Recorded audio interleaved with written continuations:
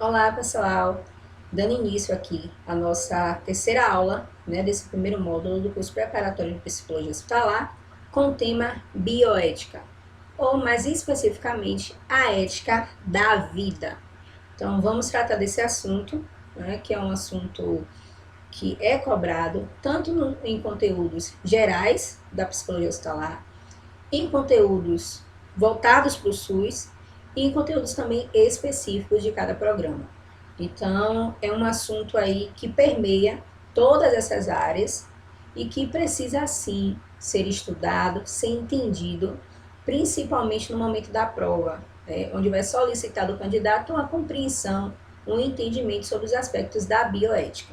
Então, vamos tratar desse assunto muito sério, mas também de uma forma muito leve, que eu amo falar sobre bioética, E para mim é um prazer novamente retomar essa aula, e dar ela para você. Bora lá? Definição. Qual o conceito de bioética? Como ela se define? Inicialmente eu já trouxe.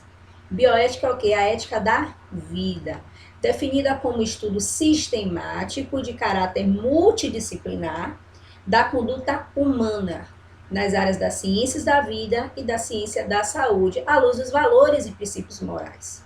Então, ou seja, a bioética ela se destina a todos os aspectos da vida, não só em relação à área da saúde. Ela contempla a área da saúde, sim, mas tudo que diz respeito à vida é da atuação e da responsabilidade da bioética.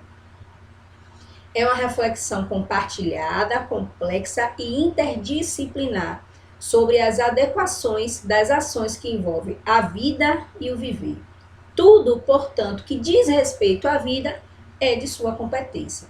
Então, qual a importância de definir a bioética? Porque muitas vezes você pode associar o termo bioética apenas às práticas desempenhadas na área da saúde, no contexto da saúde, mas não.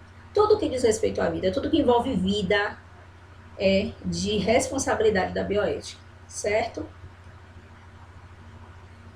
Quais são os seus objetivos? Ela objetiva indicar os limites e as finalidades da intervenção do homem sobre a vida, identificar os valores de referência das possibilidades propostas para a manutenção da vida, denunciar os riscos das possíveis aplicações dessas propostas terapêuticas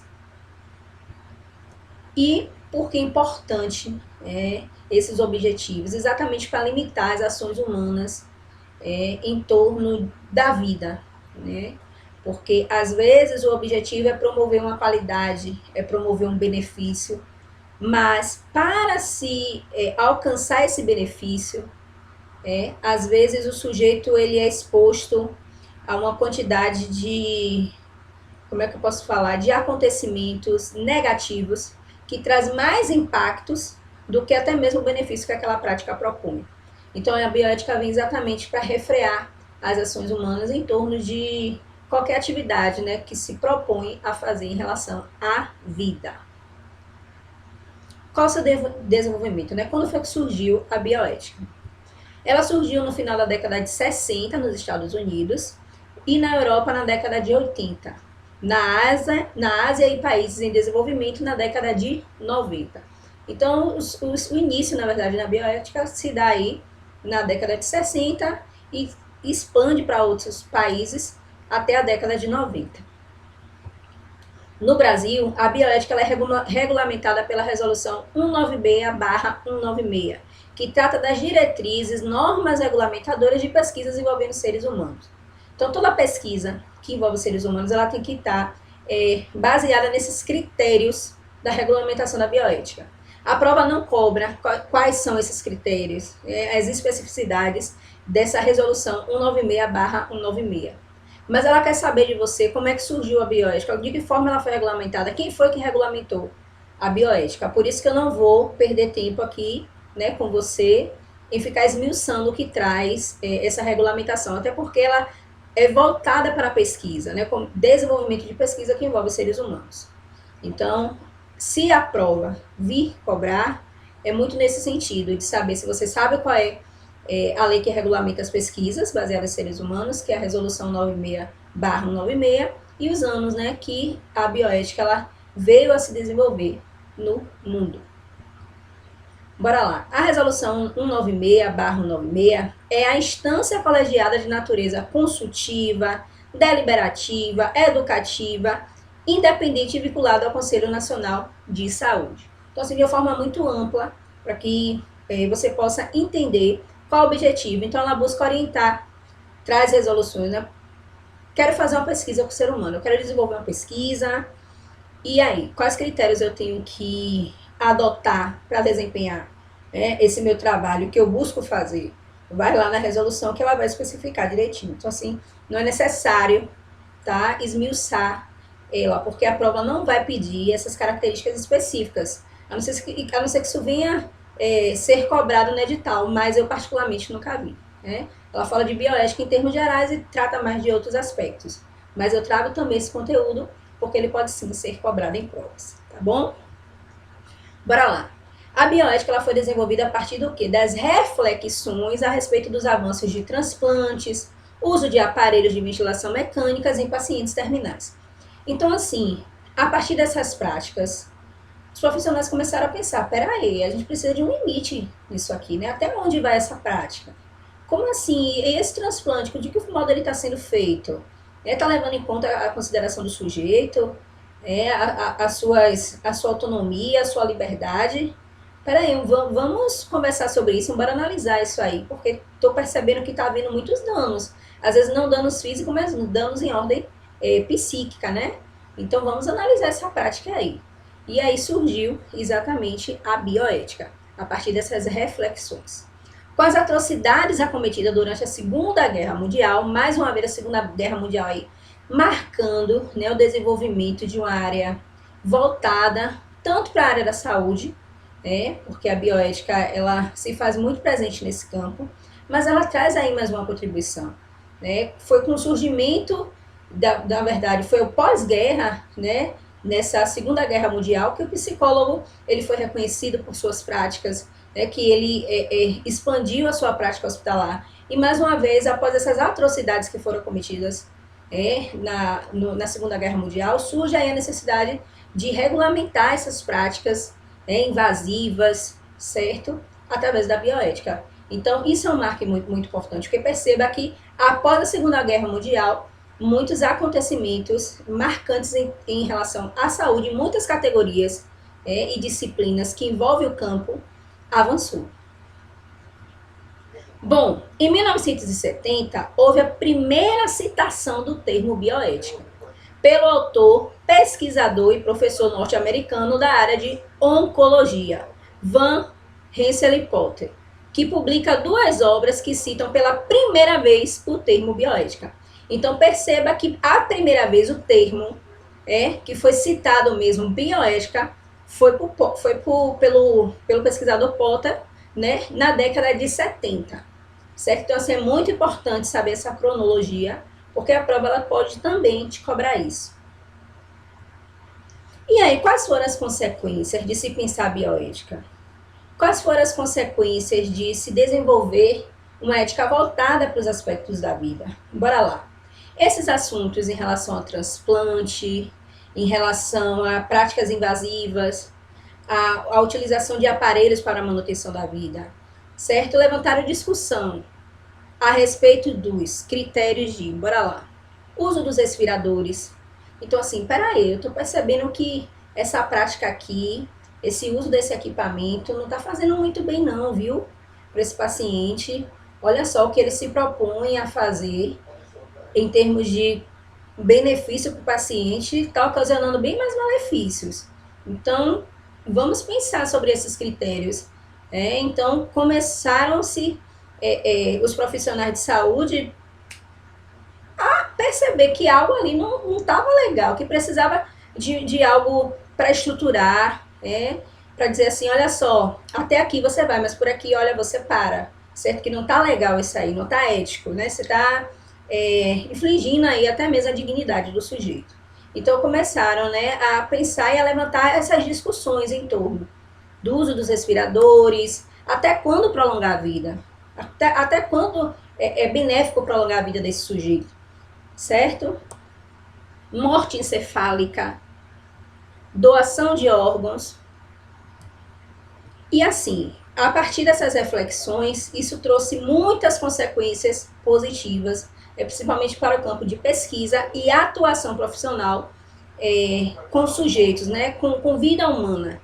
Então, foi muito importante porque demarca aí para o profissional até onde sua prática é benéfica, né, e até onde ela não traz uma terapêutica para o paciente, certo? Então, essa bioética vem exatamente para chamar, né, a equipe, para chamar o sujeito, para chamar o ser humano de forma geral para esses aspectos.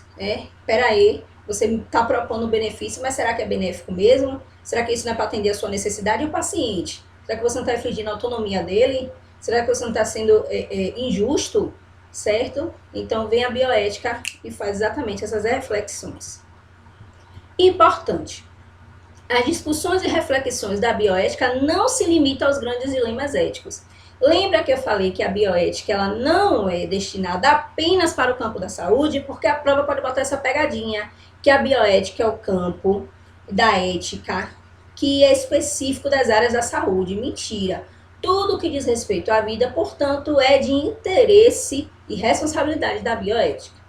Então, ela não se destina apenas ao projeto Genoma Humano, aborto, eutanásia ou os transgênicos. Os campos da experimentação com animais e com seres humanos, perceba que ela não é só voltada para a vida humana, mas também para os animais. Os animais irracionais, né? Porque animais também nós somos. Os direitos e deveres dos profissionais da saúde e dos clientes. As discussões e reflexões da bioética não se limitam também aos grandes dilemas éticos como as práticas psiquiátricas, pediátricas com indivíduos inconscientes, que é um grande dilema, né? O que fazer, visto que o paciente ele não pode optar por ele, né? Ele não pode decidir por ele. As intervenções humanas sobre o ambiente que influem no equilíbrio e nas espécies vivas, além de outros. A bioética não está restrita às ciências da saúde. Muito importante isso, grave porque a prova gosta exatamente de te pegar aí, viu? Ela, desde que surgiu, abrange todas as áreas do conhecimento, todas. A sua atuação tem a ver com a vida, tem enfoque interdisciplinar, ou talvez até transdisciplinar.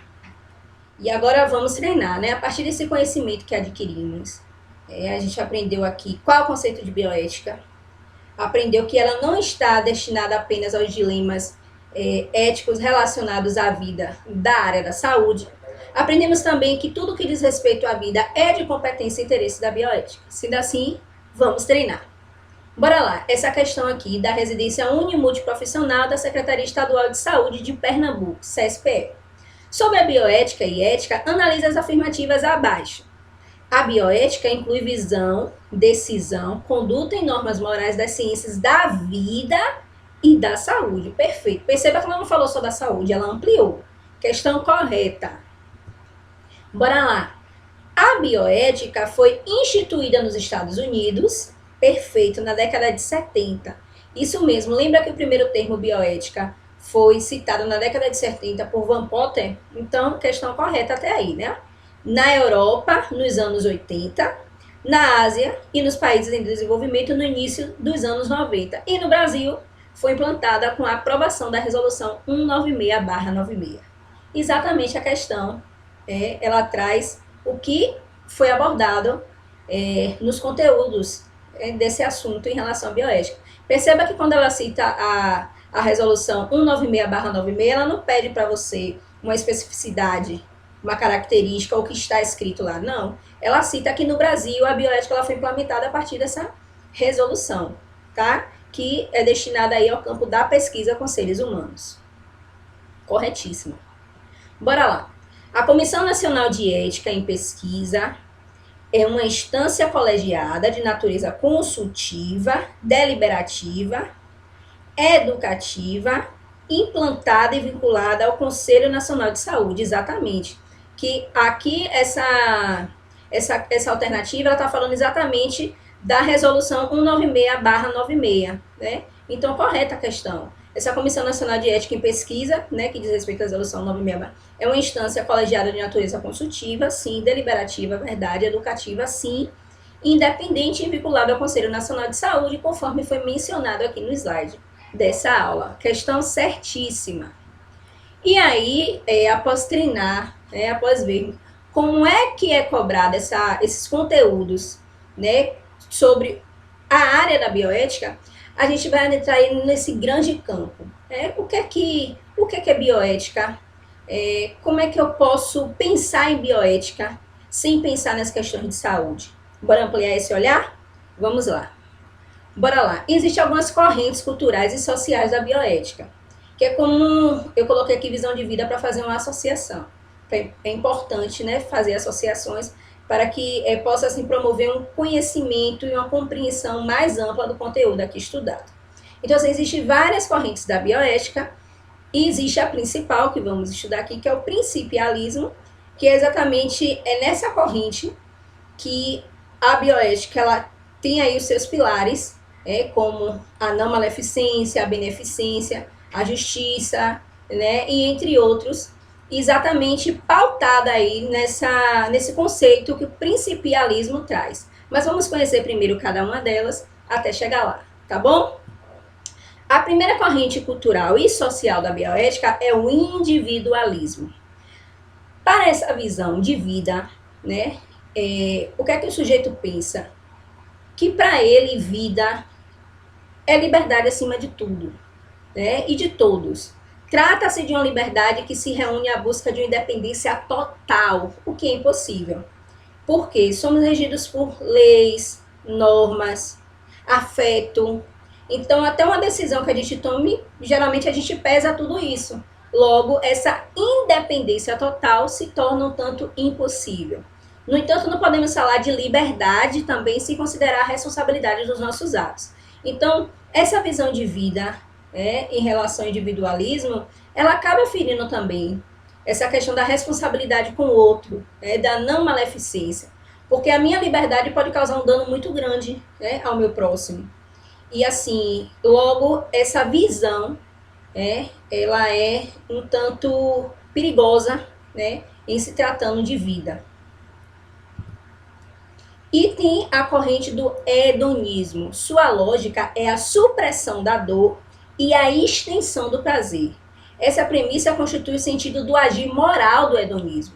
Então, a pessoa que tem uma visão hedonista, para ela, nada que cause dor, nada que cause uma sensação desagradável é passível de ser valorizado, certo? Para ela é aversivo isso aí, ela não quer ter contato. Então, ela só tem a busca do prazer. Ela só quer vivenciar sensações prazerosas. Só que isso nem sempre é possível, né? E assim, a partir do momento que você pauta a sua vida, a sua vivência, só nessa experiência, nessa sensação do prazer, você reduz a vida humana, certo? É como se essas sensações prazerosas fosse o único meio para te tornar vivo, um único meio de significação da vida e do viver, certo? Então, essa visão do hedonismo reduz exatamente a visão e ampliação do humano. Na reflexão ética, o predomínio dessa lógica hedonista faz com que o conceito de vida fique reduzido a essas expressões sensoriais de dor e prazer. Para o hedonismo, uma vida que ainda não tem ou que já perdeu qualidade de vida não seria uma vida digna de ser levada em consideração. Então, perceba que essa visão do hedonismo, ela acaba reduzindo o sujeito, porque ela não considera a sua história de vida, né? E ela sempre pauta essa questão do princípio do prazer. Então, o que acontece? Aquela pessoa que é idosa, aquela pessoa que tem uma patologia limitante, para ela não tem valor, a vida dessa pessoa não presta.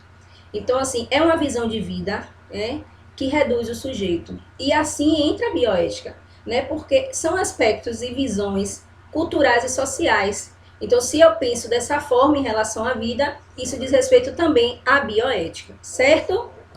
Conhecendo outras correntes aqui. Tem também o utilitarismo. As ações humanas se limitam à avaliação de custo e benefício. O referencial ético do utilitarismo para as decisões E tem também o utilitarismo. As ações humanas se limitam a uma avaliação de custo e benefícios. O referencial ético para as decisões é ser bem-sucedido.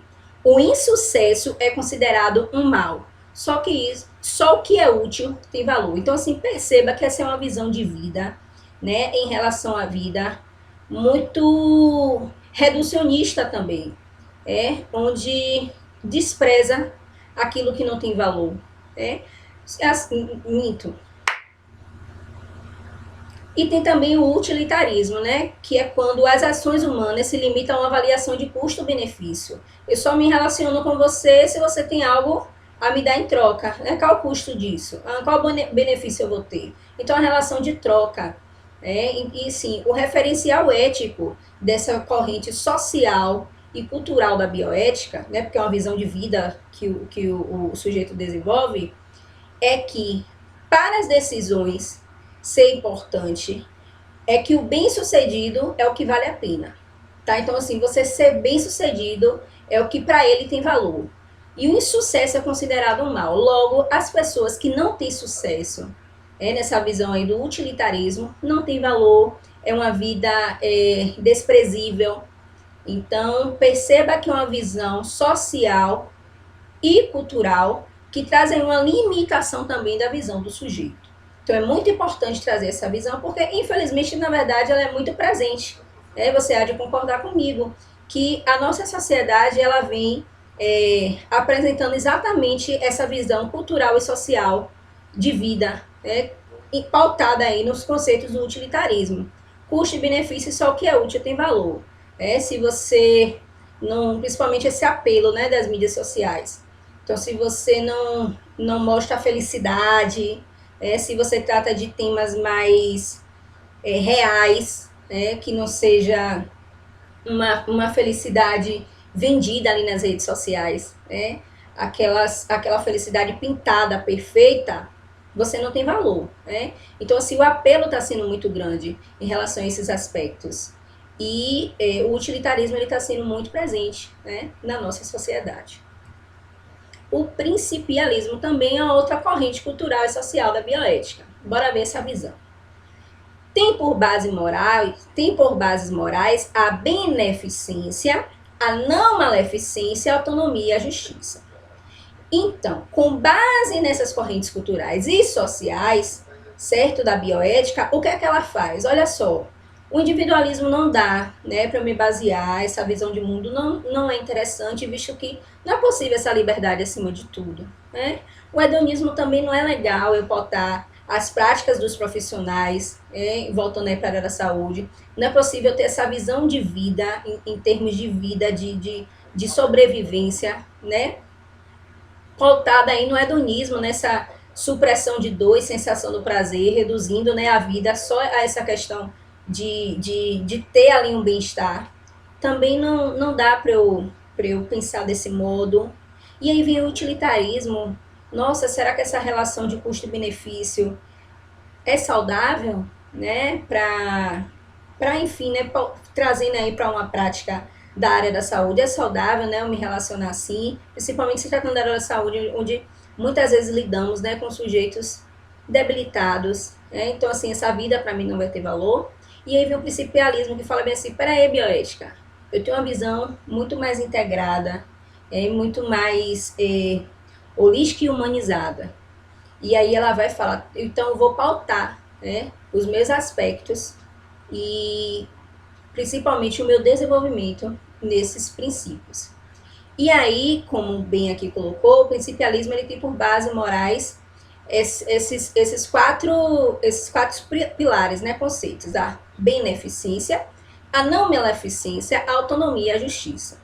Em meio a todos eles, a beneficência é considerada a principal. Grava isso aí que é questão de prova. Viu? A beneficência. Em meio a todos esses conceitos do principialismo, essa base do principialismo é a principal, pois tem como um dos ensinamentos considerar que o ser humano e seu bem-estar devem ser a meta de toda a ação humana. Perceba que não está reduzindo ninguém a nada. Perceba que está considerando o humano, o seu bem-estar, certo? Então, assim, é uma visão mais integrada de valorização da vida. dentre elas as que se referem à ciência e à técnica. Então, a beneficência, certo, dentre essas bases aí do principialismo, é a que é mais importante, né, para a bioética, porque é a promoção desse bem-estar ao sujeito. E aí vamos conhecer cada uma desses pilares da bioética baseada aí no principialismo. O princípio da beneficência, que conforme vimos, é o principal, é a base principal da bioética. Bora lá. Tem por finalidade promover a ajuda e o bem. Olha que importante. Reconhece o valor moral do outro, olha, leva em conta que fazer o bem ao outro possivelmente pode reduzir o mal. Neste princípio, o profissional se compromete em avaliar os riscos e os benefícios potenciais, individuais e coletivo, e a buscar o máximo de benefícios, reduzindo ao mínimo de danos dos riscos. Então, perceba que a beneficência, ela é muito ética. Ela faz assim, olha só, meu objetivo aqui é promover o bem. Se for para causar algum dano, seja ele o mínimo que for, eu prefiro não arriscar. Então, ela tem esse compromisso ético, né, com a vida.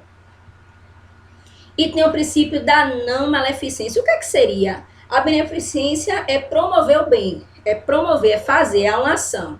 E a não maleficência, ela tem por finalidade não fazer o mal ao outro, certo?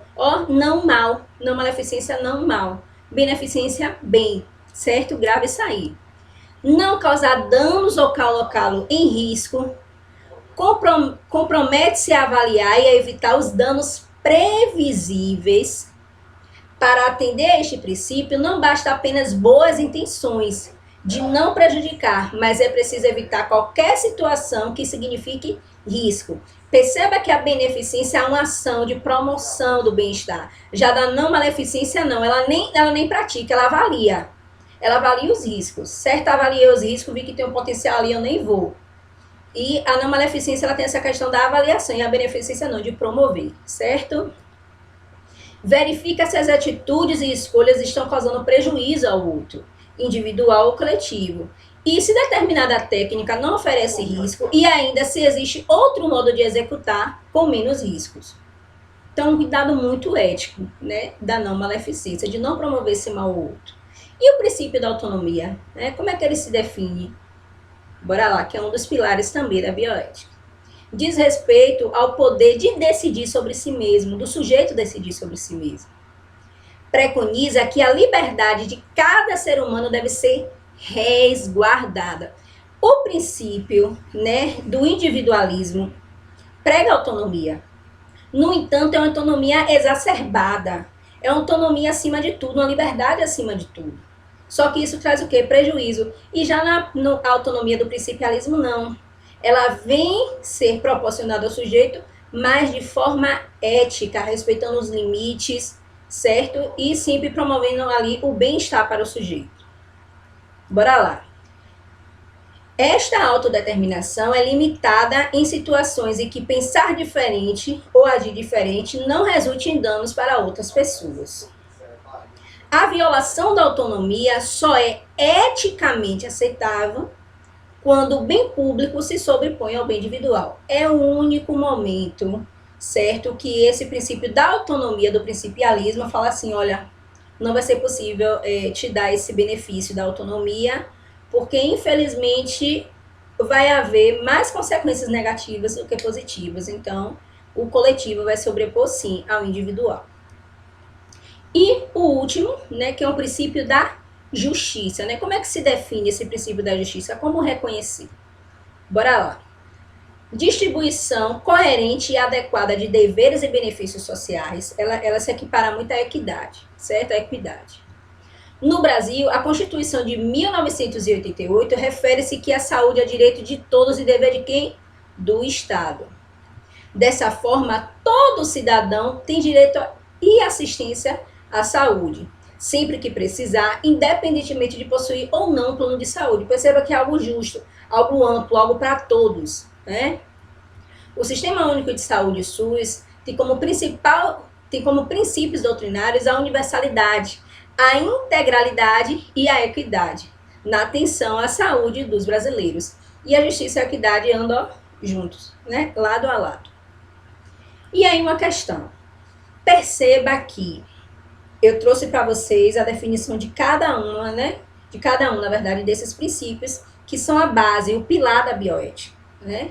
A gente viu aí essa questão das correntes culturais da bioética, geralmente elas não são muito cobradas em prova, só que é necessário falar dessas correntes para chegar até o principialismo, para entender por que a bioética ela se firma aí exatamente nessa corrente cultural e social do principialismo, porque ela traz essa visão de vida pautada mesmo nas questões éticas. Ela promove autonomia, ela promove justiça, ela promove não mal, né? E a beneficência. E aí o que é que a prova traz? Geralmente ela te dá situações para você dizer se aquela situação, qual foi a conduta do profissional? Foi uma conduta baseada na beneficência, na não maleficência, na autonomia, na justiça? Então a prova ela busca exatamente saber se você tem muito bem definido como é cada um desses conceitos, certo? Então, bora lá fazer mais um treino. Residência Unimultiprofissional da Sociedade Beneficente Israelita Brasileira, Hospital Israelita Albert Einstein. Então, a banca organizadora aí é a Fundação Carlos Chagas, né? Acabei não colocando, mas é a banca oficial. Ó, já tá ali o gabarito, não valeu essa questão, mas bora lá. Olha só. Dentre os paradigmas bioéticos, encontra-se o paradigma da ética, dos princípios que recebeu o nome de Trindade Bioética, sendo que, posteriormente, foi ampliado para 4 princípios. O fazer o bem ao paciente é o critério mais antigo da ética médica e foi denominado de princípio da o quê? Isso mesmo, beneficência, letra B. Aí perceba que tem ali benfeitoria, né? Benignidade, bem cuidar, bem querer, tudo isso a beneficência ela promove. Então, com certeza, o gabarito é a letra B, que traz exatamente, né, aquela questão de que a beneficência é o pilar e o critério mais antigo, né, e respeitado dessa área ética e bioética. Mais uma da CESP, banca aí oficial da Residência Multiprofissional da Universidade de Brasília, a UNB. No que se refere ao prontuário do paciente ao direito em saúde, julgue o item a seguir. É assim que a prova te pega. Porque se você não sabe o que é cada uma, você vai se perder. Bora ver o que é que ela solicita. O médico tem um respaldo legal de negar ao paciente acesso ao seu prontuário, bem como de deixar de lhe fornecer cópia quando solicitada, caso essa ação possa ocasionar riscos ao próprio paciente ou a terceiros. E aí, gente, tá ferindo qual princípio aí? Da autonomia, né? E da justiça também. Então, perceba que questão errada. Nunca, jamais é direito do paciente. Ele tem acesso ao prontuário. São as informações que diz respeito a ele. Mais do que nunca, ele tem o direito, sim, de ter acesso a essas informações. Então, gabarito errado. Bora ver a outra? Acerca do sistema de saúde SUS e da legislação que o rege, julgue o item que se segue. A equipe médica deve informar os familiares e aos acompanhantes sobre o estado de saúde do paciente, nos casos em que ele for acometido por doenças transmissíveis. E aí, gente, tem pessoa... Esse foi um dilema ético que eu vou te dizer. Eu vivenciei na residência. E assim, é um dilema que todo profissional que atua no contexto hospitalar vai lidar, né, vai experienciar. E assim, a gente tem um grupo, né, o grupo da residência, que é do WhatsApp. E geralmente eu faço questões. E uma dessas questões que eu coloquei lá para os meninos foi: em caso de um paciente diagnosticado por HIV, que é casado, ele não quer falar para a esposa que foi aí diagnosticado com a doença, qual a sua postura profissional em relação a isso? Você vai falar para o familiar? Você vai quebrar, né, esse direito do paciente? Aí o pessoal fala: ah, Larissa, mas e a não maleficência? Veja bem, ele é o seu paciente, certo? E você tem que ouvir ele, né? Saber por que essa decisão dele. E assim, não tomar partido, né? Às vezes a gente precisa fazer esse exercício de não tomar partido. E assim, não cabe a gente julgar, não cabe a gente decidir pelo outro. O que a gente precisa enquanto profissional é orientar esse sujeito, a importância do seu parceiro também ter essa informação exatamente para se cuidar, né? Exatamente para que não ocorra, né, algo mais grave. E assim, o que é que ocorre?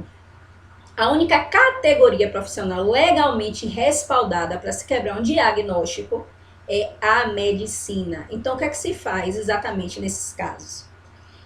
É que o médico, né, quando identifica que o paciente ele não deseja, né, orientar a pessoa, né, que ele convive, ou seu cônjuge, enfim, a equipe médica sinaliza para a psicologia, né, que o paciente está resistente, está apresentando esse comportamento.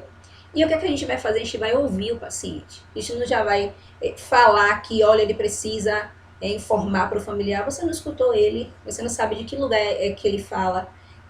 Para ele também está sendo muito difícil receber um diagnóstico, como por exemplo de HIV. Você não sabe a forma como esse diagnóstico foi passado. Você não sabe o medo que esse paciente está, né, diante de abrir isso para o cônjuge. Às vezes tem medo de perder, de ser abandonado. Tá sofrendo também, tem medo de preconceitos. São muitas coisas, né? Então, assim, nesse momento você tem que ser profissional, tá? Não cabe julgar e nem tomar decisões precipitadas. Tem que agir de forma ética, respeitando aí os princípios da bioética e, nesse caso, a autonomia do paciente. Nunca, jamais, o profissional ele pode informar, certo? Só em casos que infelizmente precisa mesmo orientar, mas isso só a equipe médica pode fazer, tá? Então aqui é gabarito errado. Mais uma questão agora da OCP, da Residência Multiprofissional da CESAB, que atualmente é a banca aí organizadora, antes era a Cefet e agora está oficializada a OCP. Diz assim: a bioética ou ética da vida compreende o estudo sistemático e multidisciplinar da conduta humana na área das ciências biológicas à luz dos valores e princípios morais. Assinale a alternativa que apresenta os princípios fundamentalistas da bioética. São 4, né? Bora lá. Equidade, universalidade e integralidade, não. Isso aqui diz respeito ao SUS, né? Integralidade, justiça, autonomia, não maleficência. Integralidade não foi citado. Justiça, autonomia, não maleficência, sim. Mas isso não é um dos pilares do principialismo. Universalidade, justiça, autonomia e não maleficência.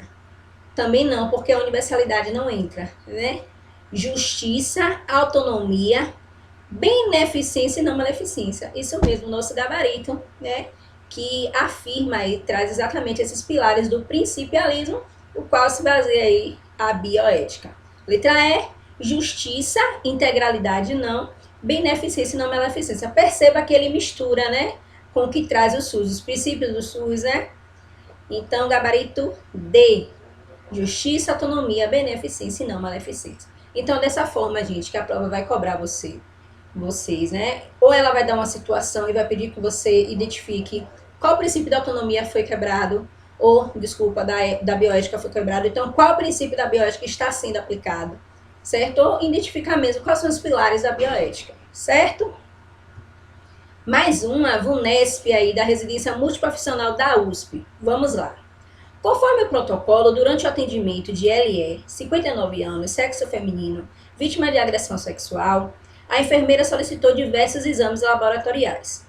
Orientou detalhadamente a paciente e seu acompanhante sobre quais exames estavam sendo solicitados, o material necessário para sua realização e os procedimentos necessários para sua obtenção.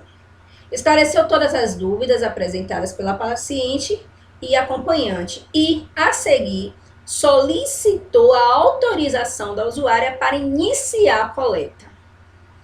Ao agir dessa forma, a enfermeira atende ao princípio da bioética ela solicitou, certo? Ela permitiu ao sujeito seu lugar de fala, seu lugar de decidir, seu lugar de autonomia, certo? Então, gabarito, já aí, letra A. Integralidade é a prática da profissional, né? Se ela contemplou ali, né, os aspectos do sujeito. Não maleficência, ela trouxe também, né, essa atitude da não maleficência, mas o que respalda aqui, ela esclareceu todas as dúvidas apresentadas pela paciente e acompanhante. E a seguir solicitou a autorização da usuária para a coleta. Ao agir dessa forma, então perceba que a questão ela te coloca em relação a essa solicitação que ela fez, né, à paciente. Ela cumpriu sim com alguns desses princípios, né, que estão aqui citados. No entanto, essa questão de pedir a permissão, né, de solicitar, eu posso coletar, dando espaço aí para a autonomia do sujeito. Mais uma, IBFC, da residência unimultiprofissional do Hospital Municipal, Dr. Mário Gatim, de São Paulo. Bora lá. Sobre a autonomia, um dos princípios da bioética, assinale a alternativa correta. Ó, gente, tiver assim, correta, incorreta, grava aí, risca, viu? Para na hora da prova não se perder, certo? Sempre retornar ao enunciado da questão para identificar a questão correta, tá bom? Então, bora lá. É a obrigação de não causar danos. Qual é a obrigação de não causar danos? Não mal, não maleficência. De não prejudicar intencionalmente. Não. Gabarito errado. Tá pedindo a autonomia. É o poder da pessoa para tomar decisões quanto aos assuntos que afetam a sua vida, a sua saúde, sua integridade física, psíquica e suas relações sociais. Perfeito. Gabarito certo. Entende-se por fazer o bem, cuidar da saúde, favorecer a qualidade de vida, enfim, dilatar os benefícios e evitar ou ao menos minorar os danos. Aí está falando do princípio da beneficência. Errado. Diz respeito à distribuição igual ou equitativa dos direitos e responsabilidades na sociedade, incluindo os direitos civis, políticos, sociais e econômicos, o princípio da justiça. Errado também. Gabarito lá, a primeira assertiva. Psicologia hospitalar e bioética. Então, assim, de acordo com esses princípios da bioética, né, como é que atua a psicologia? De forma muito sucinta, né, eu vou trazer isso para vocês. Quais são os princípios, né, que a psicologia busca se nortear nessa sua atuação, nesse contexto hospitalar? Procura conhecer e compreender melhor quem era o ser humano e o que podemos oferecer-lhe de melhor em termos da vida e também da morte. Voltando sempre nesses princípios. Busca viabilizar uma abordagem pluralista e que permita o diálogo e a diferença em busca de consenso para as difíceis questões do nosso tempo, como a eutanásia, a ortopotanásia, a clonagem, uso de células-troncos, aborto, projeto de genoma humano, entre outros. Promove aos indivíduos o direito do paciente saber seu diagnóstico e as alternativas de tratamento, cabendo a este decidir ou não pelo mesmo. Então, trabalhamos aí com todos esses princípios, né? Da autonomia, certo? Da não maleficência, da beneficência e da justiça. Então, diante de dilemas éticos, sempre busque não tomar partido, certo? E sempre busque ouvir o sujeito. Você tem que ter uma postura profissional, certo? E entender por que ele está tomando essa decisão. O que é que faz ele agir desse modo? E sempre buscar a sua atuação, que com certeza breve você vai ser um residente, pautando aí nesses princípios. Conhecemos aqui como é que a prova é cobrada em relação a esses aspectos e a esses conceitos. E assim finalizamos, né, a nossa aula. E eu sempre, mais uma vez, né, gosto de finalizar trazendo uma historinha. E aqui eu trago uma moral, que diz assim: qual o motivo que leva você a agir? Venha comigo. Havia uma guerra entre duas tribos dos Andes. Uma vivia na parte baixa, a outra na parte alta das montanhas. Um dia, a parte baixa foi invadida pelos povos do alto, que além de saquear os inimigos, raptaram um bebê e o levaram para as montanhas. Mesmo não conhecendo os caminhos usados pelos povos da montanha, enviaram seus melhores guerreiros para subir e trazer a criança de volta. Os homens tentaram diferentes métodos de escada sem sucesso. Após vários dias de esforço, sentindo-se impotentes e sem esperanças, os homens da parte baixa consideraram a causa dada como perdida e se prepararam para partir. Enquanto se arrumavam para a descida, viram a mãe do bebê andando na direção deles. Perceberam que ela estava descendo a montanha que eles não tinham conseguido subir. E então descobriram que o bebê estava amarrado às costas da mulher. Como era possível? Um dos homens a saudou, dizendo: Nós não conseguimos subir a montanha.